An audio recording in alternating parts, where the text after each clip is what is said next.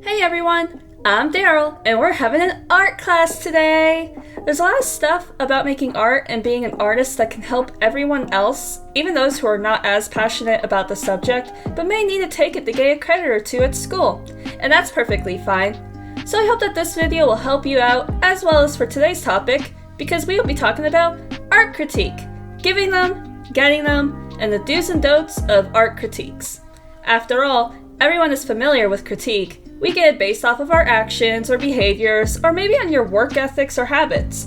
Nobody can really avoid them, but if you're a creative of any kind, then they're basically a necessity to be able to improve your work, if improvement is what you're striving for. You can't avoid criticism for your art, but you can't control what you do with it. That being said, it's also up to critics to decide that if they want to give actual constructive criticism, or if it's a statement based on personal taste, rather than something that actually needs to be worked on. But some people also don't know how to give critiques, and I believe, from an artist's perspective, it's because a lot of teachers kind of expect you already to know how to give one. When I was at SCAD for a semester, I took a drawing class with a bunch of freshmen. I had years of high school art classes, years of posting my art online, and an associate's degree in game design to understand not only how to give a critique, but also how to receive one. And on those days where we had to critique projects, I was ready to give helpful advice and encouragement towards fellow art students. Unfortunately, the critique I was looking for my own work didn't come. This was back when we were doing our first project, a nature project done in ink and on butcher paper, and it was about insects.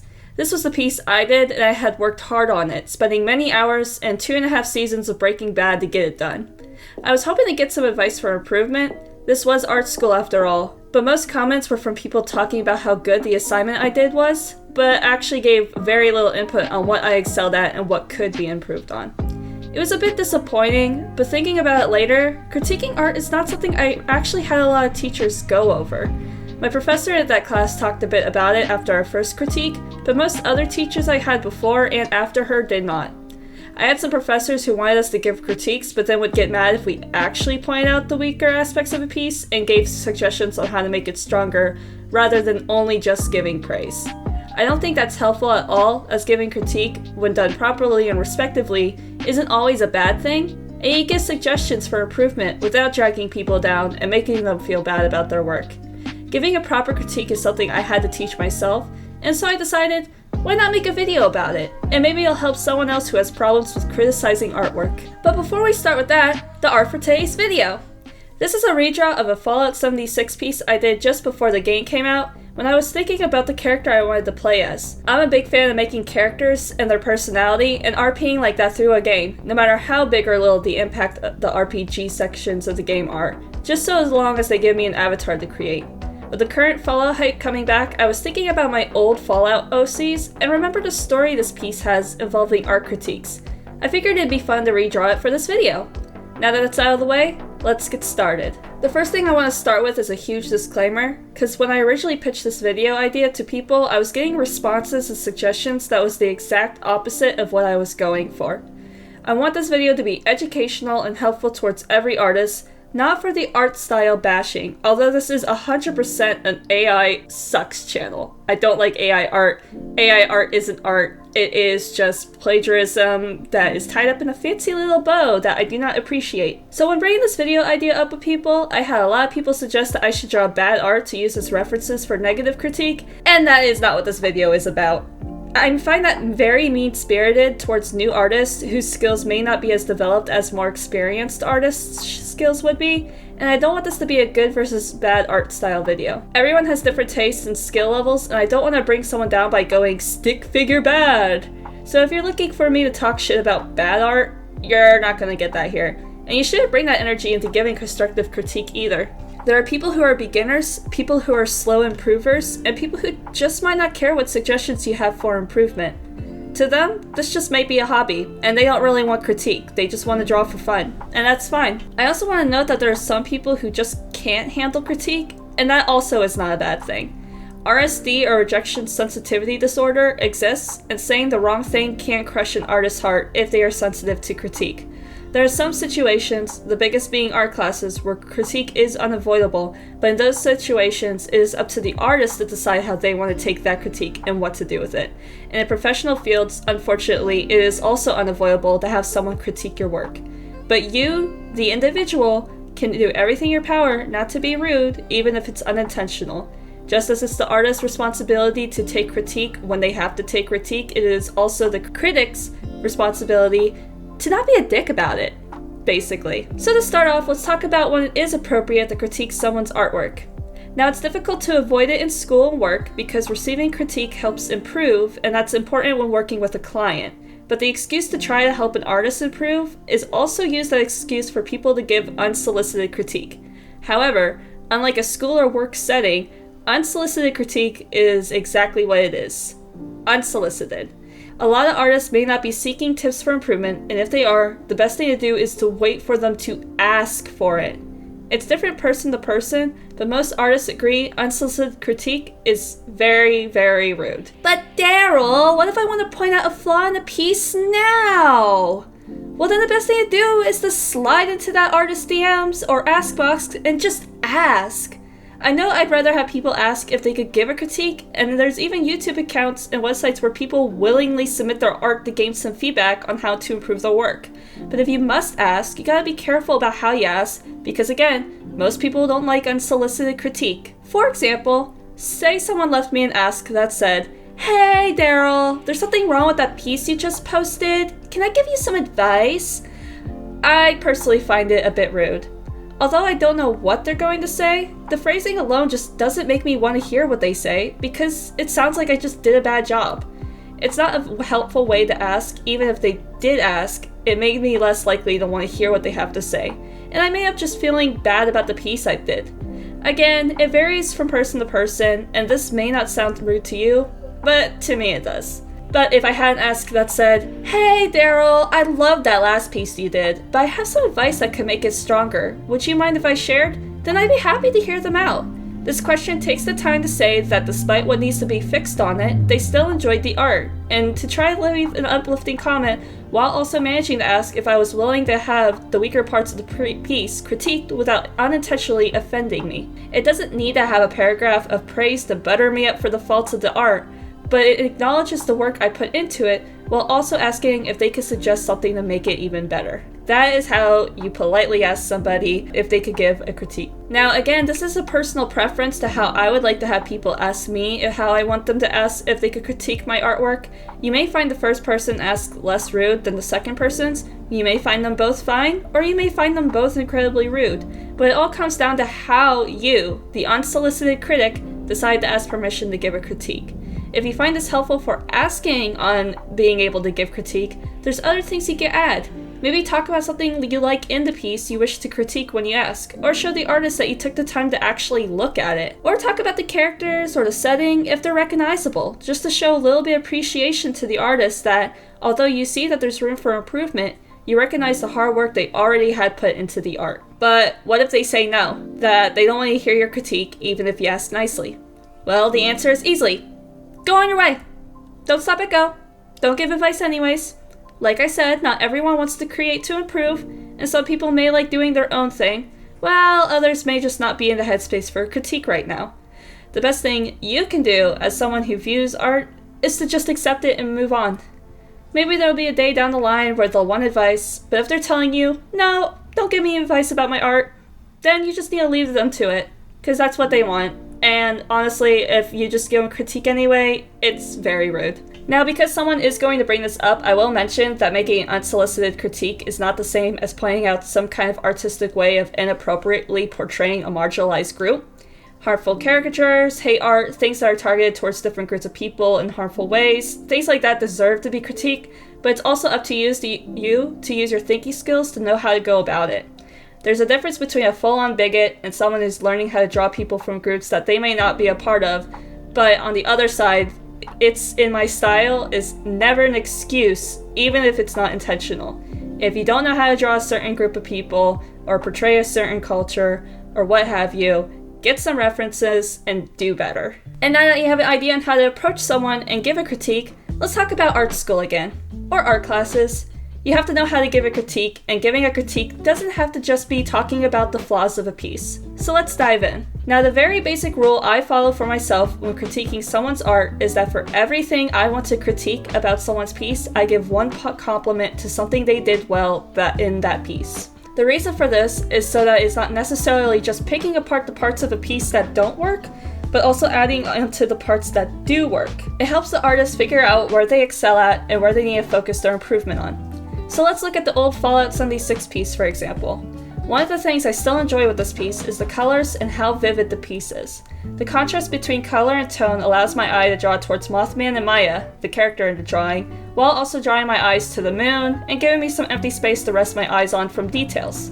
However, the composition of the piece is probably its weakest part. It's very flat, and although it is very pretty, it's not as interesting as I wish it could be.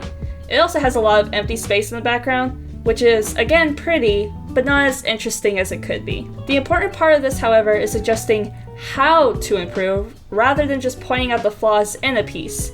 People can improve, but sometimes they don't know how.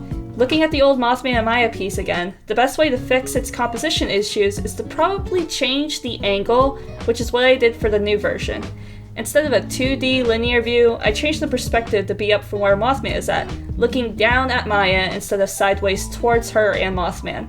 This lets us see Maya better and keep our focus on the two of them as the subjects in our piece. This also allows me to get rid of all that empty space in the background, and to draw the viewer's eyes across the whole piece, I kept the lights from the previous piece, but had them circle around Maya and Mothman, drawing our eyes towards her, up at Mothman. Because of Mothman's red glowing eyes, we are naturally drawn up to look at him, and from there, viewed down towards the bottom of the piece, following the ring of lights to where it's less cluttered, which gives the viewer a place to rest their eyes for a bit, without most of the piece being taken up by empty space. Every year, I try to improve one thing about my art, and this year I chose to work on composition. With what I learned from other artists and from cinematography, I used those tips I sought out to improve my own piece. In artist settings, these sources are going to come from the critic and should come from the critic, although you should also be able to do your own research if you want to improve on something. To put it a bit harshly, if you could tell someone that there's something wrong with their art, you could also tell them ways they can make it better. Any little tip helps. The wrong parts of a piece can't be fixed if an artist doesn't know how to change it. Now, one thing I do think is a very unhelpful thing to say in a critique, but a lot of people who I have met said it, is if a critique you have is specifically about something that is a personal taste versus helpful advice. It's like telling an artist who primarily draws cats that you don't like their piece because you don't like cats. It's the difference between a critique and an opinion, and whether the critic prefers cartoony versus realistic styles, and harmless stylistic choices you may not like, isn't really the grounds for telling people to fix it unless it's specifically something that needs to be improved on. You can't say that an artist is a bad artist because they like to draw cartoons versus realism. I've had this happen so many times, it's never been helpful outside of making me think that someone wants me to completely change my style for their own personal tastes, rather than actually giving me some helpful feedback. In art settings, I also have had professors ask students at the beginning of critique if there is something a student wishes to specifically be critiqued on. When this happens, just give the critique on the parts the artist is asking for critique on, instead of just giving a regular critique. The reason is because it's something the artist may be struggling with, and it is a confidence builder for them to try new things or to improve on something they tried and are trying to figure out if it works. Most of the time, the professor will open it up to any critique afterwards, or the artist may want a more general critique, but it is polite for that to be opened up to instead of just going straight into an unsolicited critique. Now back to the Mothman and Maya piece. If I showed this to a class back in 2018 when I first made this, and my professor asked me what I wanted to be critiqued on, I may have asked for a critique on the anatomy, if the shading and highlights blend together too much, or if the colors make the piece look like it takes place outside, at night. But I also wouldn't have looked at composition issues with the original piece unless prompted to have a more open-ended critique. And it goes without saying, it's fine to critique someone's art if they're asking if something looks right or not. If they're asking for a critique anyway, just do it. It's rude, however, to say it doesn't look good. Like, why would you do that unless you want to be a dick? So we're gonna go into my next section, which is why this looks bad is not a critique. It offers no helpful criticism, no improvement, and no fixing on what is the quote-unquote bad about a piece. It only serves to make the artist feel bad, and it's just unnecessarily rude. The only time I ever seen it used was just to put people down, and in fact, shortly after making the original version of my Mothman and Maya piece, I showed it to a friend and asked how it looked, and all they said was bad. And you know what it did? It made me hate the piece for a long time, even though it was chosen to be shown at my community college's gallery. I didn't like using it for portfolio work, and I hated trying anything else like it for a while.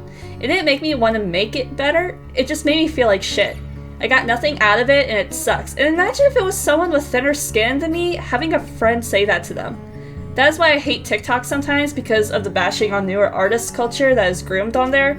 But that's not the topic for today's video. Trust me though, I could make a video about it. It's pretty obvious that getting a "this looks bad" is a troll at best and a mean comment at worst, but on the other side of the coin, at least in my opinion, replying to a request for critique with "this is good" is almost as unhelpful. Now you may be thinking, but Daryl, how is saying a piece is good unhelpful? Doesn't that mean that the piece needs no improvement? And the answer to that could be yes. It's fine if a piece doesn't need improvement, and for an artist that may be good enough. But it also could be taken a step further. Inexperienced artists may look at more experienced work and have trouble actually giving a critique. And if you're in an art class and looking for that participation credit, you may have to give some kind of critique on an artist's piece during that class critique time. If that is the case and you truly are having trouble finding something that needs improvement, switch it around instead of focusing on what you think the artist excelled at. But Daryl, how does this help? Well, I don't know about every artist, but I love it when people point out the things that I'm good at art-wise, but not just because I'm a sucker for praise, but because it points out my strengths. It shows what I excel at, so if maybe someone who's looking at that older Mothman and Maya piece is gushing about the colors and lighting, I'll be thinking, my color use is good!